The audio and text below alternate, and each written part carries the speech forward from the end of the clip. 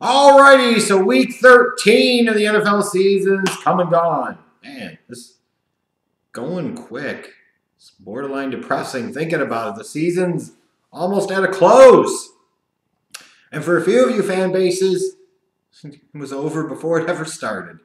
And believe me, as a Bears fan, I'm plenty familiar with that feeling. Not this year, but plenty of other years in my lifetime. Absolutely. So let's take a look back at Week 13 of the 2018 NFL season. It all started on Thursday night when the Dallas Cowboys were able to saddle up and beat the Saints 13-10. The Saints did not match up that well with the Cowboys' defense on that given night. Really tough to come on that short turnaround on the road. Thursday night game, Cowboys took advantage at home and got the job done. And it was a really, really big quality win for them. Lamar Jackson's off to a 3-0 start in his career. He leads the Ravens to a 26-16 victory. Why would you go back to Joe Flacco at this point? Just why? Bengals are falling apart, though. Philip Lindsay had another great day, and the Broncos win 24-10, and now they're in the heat of the wild card race there in the AFC. The Los Angeles Rams moved to 11-1, beating the Lions on the road 30-16. The Arizona Cardinals go into Lambeau and shock the Green Bay Packers 20-17. Maybe it shouldn't be that much of a shock, even though it was Aaron Rodgers at home at Lambeau. Because this Packers team is not that good this year, Mike McCarthy deserved to get canned, and ultimately, by God, he did get canned after this game again, as he should have. Good Lord. The Packers are 4-7-1. They would pick ahead of the Browns if the season ended today. That's crazy. And the Packers have one of the all-time great quarterbacks in Aaron Rodgers. Looking at teams that are on the opposite end of that recover from last year's disappointment, the Houston Texans win their 9th in a row. They beat up on the Baker's Browns 29-13. The Texans, after starting off 0-3, have now won 9 games in a row. That's some historic shit right there. And they're about to coast away to an AFC South title. That's crazy. The Colts offense, after winning several games in a row and having some really good momentum, completely non-existent against Jacksonville on Sunday. A game the Colts should have just went ahead and won. They didn't. Jaguars win an ugly defense battle 6-0. Oh, thank God I didn't watch that one. Ryan Tannehill threw 3 touchdown passes. The Dolphins stay alive in the AFC playoff race, barely beating the Bills 21-17. Chase Daniel pulled a Rex Grossman. The Bears tried to come back, made it interesting, sent the game to overtime, but the Giants did just enough to hold on and win at home 30-27. The Carolina Panthers a month ago, 6-2, looking really good. Now they've lost 4 games in a row. Now Greg Olsen is out for the year with yet another foot injury. Panthers sit at 6-6, and it feels like their season is very quickly slipping away from them. Bucks win 24-17. Patrick Mahomes has another 4-touchdown game, and the Chiefs are able to hold on against the Raiders with their backdoor covering asses, 40-33. The Titans squeaked out a late win over the Jets, 26-22.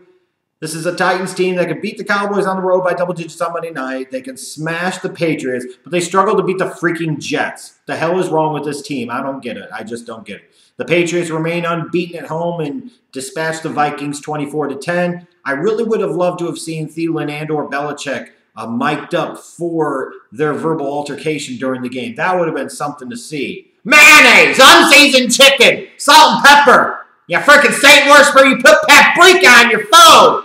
God, it would have been magnificent. Russell Wilson threw for 4 touchdown passes. Here come the Seahawks. They smashed the hapless 49ers 43-16. The Chargers on Sunday night pull off a great comeback. Come all the way back, beat the Steelers 33-30 in a really impressive win for them and surely a disappointing loss for that Steelers team. On Monday night, another week, another quarterback down for the year with a leg injury. This time it's Colt McCoy out for the year. In comes Mark Sanchez. Mark Sanchez, an NFL quarterback, still a thing. Down with Colt McCoy, gave any remaining chance of the Redskins salvaging the season. Eagles win, stay alive in the playoff race in the NFC East race as well, 28-13. In terms of the winners and losers from Week 13, I look at the winners. You got to go with the Dallas Cowboys. Sitting there now at 7-5. A few weeks ago, we were talking about Jason Garrett being fired, and they make the Amari Cooper trade. They're just playing pretty good football. That defense especially showed up big time against Breeze and that high-powered Saints offense on Thursday night.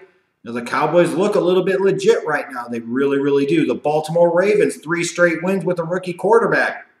The trajectory of their season has changed over the past few weeks. And again, why go back to Joe Flacco?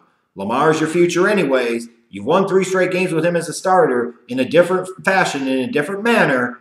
Why would you go back to Joe at this point?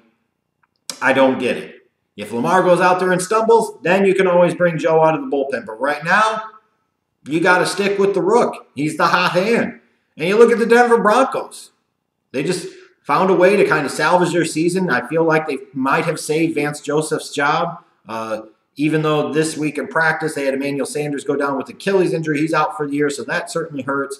But you've got great performances out of Philip Lindsay, the undrafted rookie from Colorado, wanting to play like a Rookie of the Year type of guy. Denver Broncos right in the mix of the playoffs. That was a nice win for them this past weekend. In terms of the losers, Indianapolis Colts. You can't lose to the Jaguars like that. You just can't. The Jags had Cody Kessler starting. They've quit.